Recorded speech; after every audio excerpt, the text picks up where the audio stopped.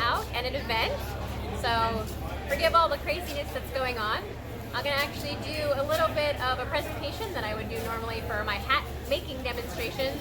It's not a full tutorial, it's not a full hat making demonstration, but it is to give you the idea of how things used to go way back when and the materials. So it's a little bit of a refresher course to what you guys saw in 101, but it's got a little bit more to it. So hopefully this will be fun today and you guys will enjoy. So let's get started. Okay, so we've done a lot of at home and how you can do things with just what you have in the house. So we're going to go a little bit more in depth on how you would be making them the old-fashioned way and how they still do it today. So we have certain things like our wood blocks. They're made out of a soft wood, so we can actually pin them. You can pick a pin. As you can see, I already got like a bazillion pins in this. This is called a puzzle block because it comes apart. As you can see, the way that the shape is, if you were to actually cover this and your fur felt would actually conform, you wouldn't be able to pull it off without actually misforming it or malforming it. So this is a crown block, crown puzzle block specifically.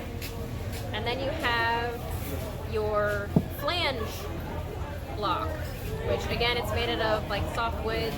I think this one's actually made out of pine.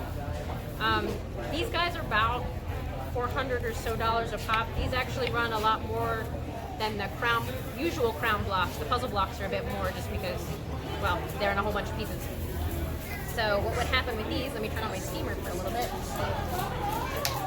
So you'd have your fabric, you'd overlay the whole thing after it's been steamed and wet, and actually pin it. So after that heats up, I'll actually give you a little bit of a notion of how that would go. This is a regular crown block. This would actually go on top of a stand, so you can do this two ways. The stand would actually allow you to have it raised up and you can rotate it and everything like that, where there are different types of stands where you can actually do this at the same time as you do your brim. Those stands are actually really interesting looking and like very, very intricate. I need one. So we've started to heat up, so take some of my fabric. Got some wool here, not my favorite to work with because it's not as stretchy.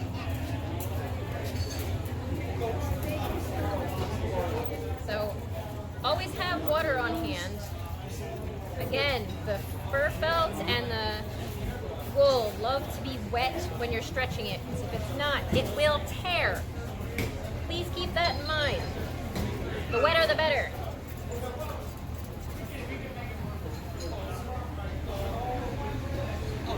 We're just going to do a small section because it'll take me forever to actually do this. We're steaming it up. You want to get it really hot. They actually have steaming cabinets. So if you're working on a whole bunch of them all at once, those are absolutely lovely to have. And you reach inside while they're still steaming and burning the living crap out of your hands. But they're lovely. There's also another method where you put it into boiling water, pull it out of the boiling water and stretch it that way. There you go. You can see it's nice and wet. You can see how nicely it stretches like that.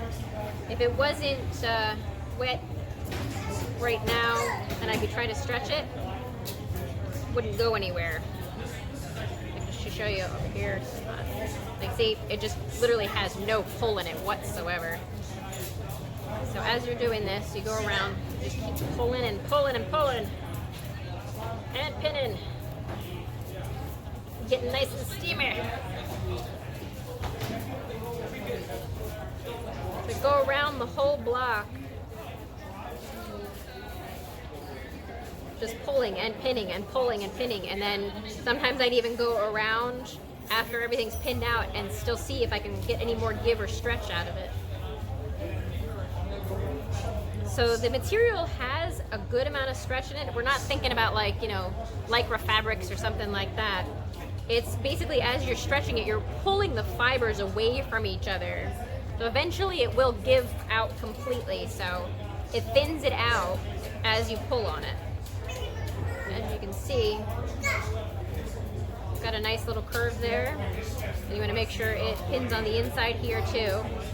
You'd let this dry for 1 full day and then add your stiffener to it to make your brim.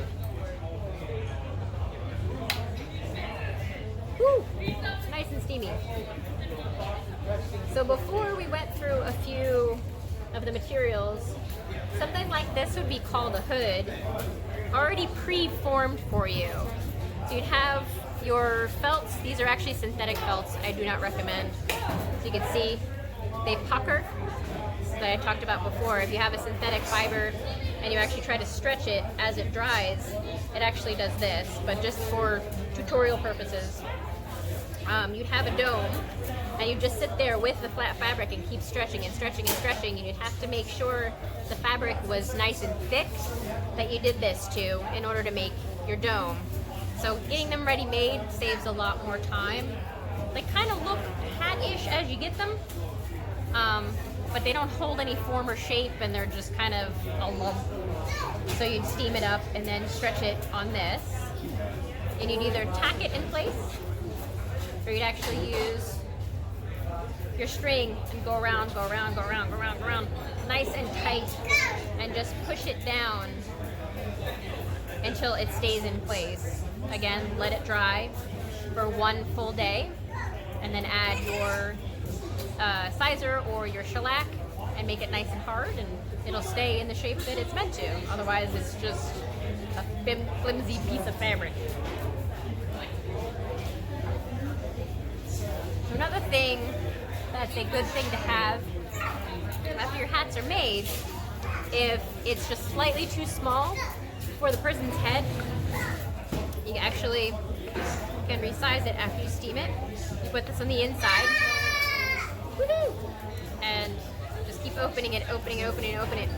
I always actually listen to the hat as I'm doing that, because you still have your threads holding the hat band on, the sweat band. If you actually keep tightening or opening this and tightening this, it'll snap, and you don't want to hear that, because then you just ruin the inside of your hat.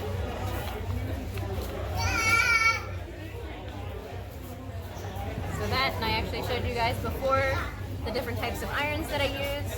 This heats up on an induction cooker. I have this is basically my leather pot holder. I don't heat it up with this on there.